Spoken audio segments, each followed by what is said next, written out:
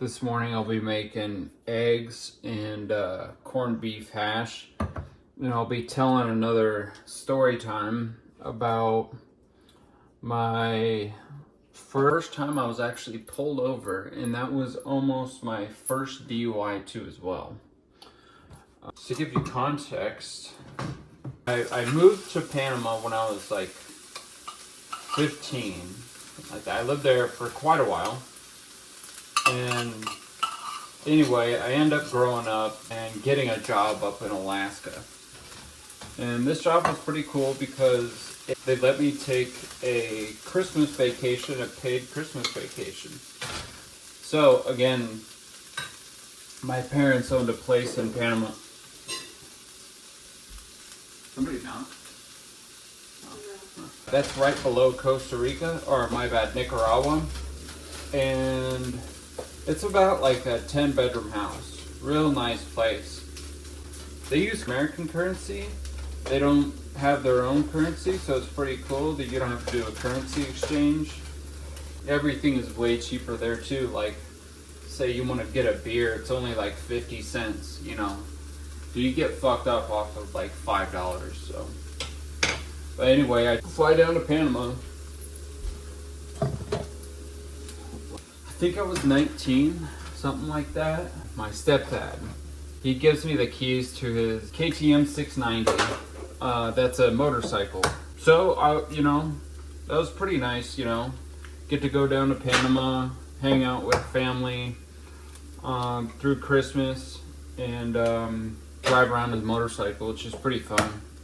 One day, I decide to go to, I think the place is called Puerto Blanca. I think it's about like 60 miles right outside of Panama. And that ride on a KTM, especially that bike is like not meant for riding like long distances. That's like not the bike you want. So before I leave, I stopped by Albrook. It used to be a military Air Force base, and then they kind of gave it to the public and they made a mall. It's a real big mall. I stopped there, go in the mall, go get a burger, have a couple beers before I leave, make the 60-mile trek to this really nice beach. It's Puerto Blanca. I don't know how to say it in Spanish, but no one cares. So I get a little buzz on before I head there. And I remember it took me a while to get there because I was just stopping and checking out kind of historical sites. It took me quite a while. Just so you know, in Panama, when you drive there, you could drive on the sidewalk, you could weave in between lanes, you could just, it's really, the laws are lax there, so it's just pretty cool. But it took me a while to get there, and I remember that when I got there, the first thing I did is I got an Airbnb for one night, because I was like, you know what, I feel like drinking on the beach. Like, I don't want to drive home when I'm all fucked up. That makes sense. So get an Airbnb, then go down to the beach. And I remember that there was a bar right on the beach. So I start drinking there.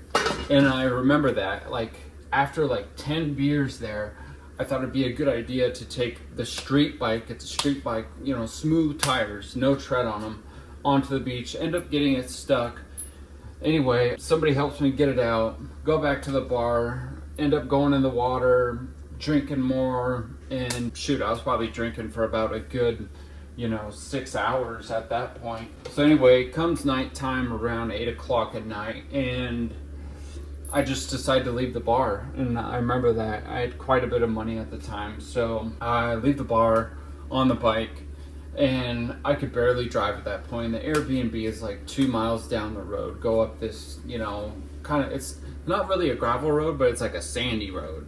I don't know how to explain that. Go up the road, there was a DUI checkpoint, and I don't even remember this. I don't even remember anything that happened. I just remember getting off the bike, and that's about it at that DUI checkpoint. And I just woke up in a little jail. So they have like a little holding cell. It wasn't really jail, it's just like a police outpost there. And it's funny to say that because usually when you're American or it's just good customs to always leave like $40 in your passport so you get out of like a, you know, traffic violation or something like that. So that did not work at this time because I couldn't drive. So yep, end up going to this. I wake up in this holding cell, and it was funny because they got me out of the cell, they got me some food, and they got me some tea that they actually made. And this is like a little hutch. It's like a little like 2-cell kind of like almost like a house. And this was just right down the road from the beach that I was at. So I was like, cool, right on. One of the cops spoke English, and he was asking where my flip-flops were. That's just what you wear, and a lot of people wear it down there. Just, you know, it's kind of like the Philippines. Everyone wears flip-flops. But anyway, asked me where my flip-flops are. I'm like, you know what, I'm pretty sure I just left them on the beach. So they get me in their little police car thing. I remember that. I was sitting in the back. We drove down to the beach, and holy shit, found my flip-flops right there. You know, I don't know how I remembered that, but go down to the beach. We hung out at the beach for quite a while. And remember, these cops just arrested me for driving under the influence. And we're at the beach right now. Yep. Go get my flip-flops, hang out at the beach for about a half an hour. Then go back to the, you know, where that holding place where they had me. And I wait there for about another good, like 2 hours. And I'm not in a holding cell at all. I'm just sitting there pretty much where they have their TV and couches and just hanging out and talking with them. Until, I don't even know how they got a hold of my mother. But it was funny because I remember she showed up there and I was like, oh, great. And she showed up with this guy from Venezuela that spoke Portuguese and Spanish. I think his name was Jose. Real nice guy, and his wife. And this is the middle of the night. This is probably like 1 o'clock. And so they show up there. There was like no bail at all. And it was funny because they just like let me go. And anyway, they drove me back, you know, about 60 some odd miles back to the house. A couple days later, my dad comes back, and I remember, I think you said his name, Jose is the guy. He was just kind of living with us.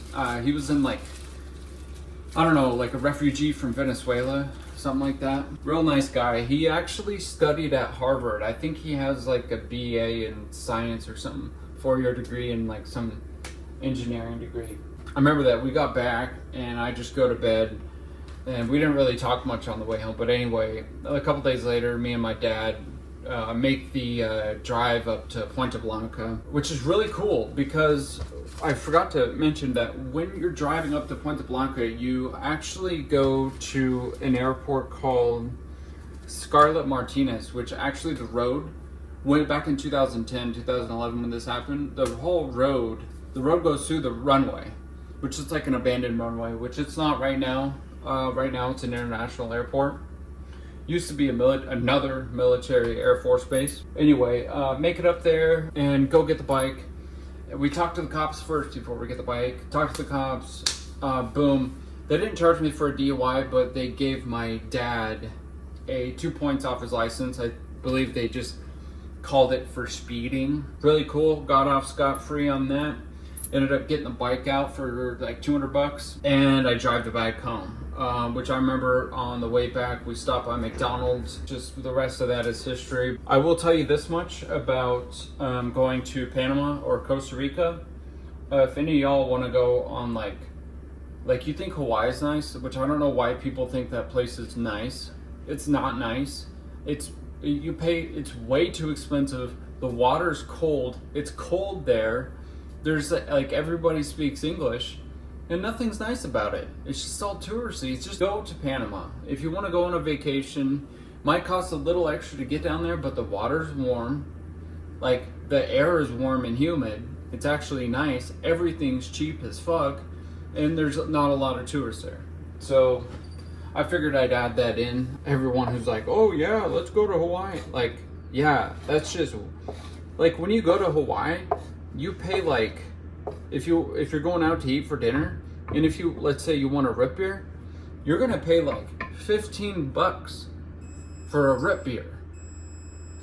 Like, okay, that's cool. But I don't know why I added that. Go to Panama, check it out. Awesome place. I've got a bunch of other stories from Panama too as well. If you like this video, just hit like, subscribe. Got a bunch of other stories, but this is what it looks like. Got some French toast, corned beef hash with eggs. All right.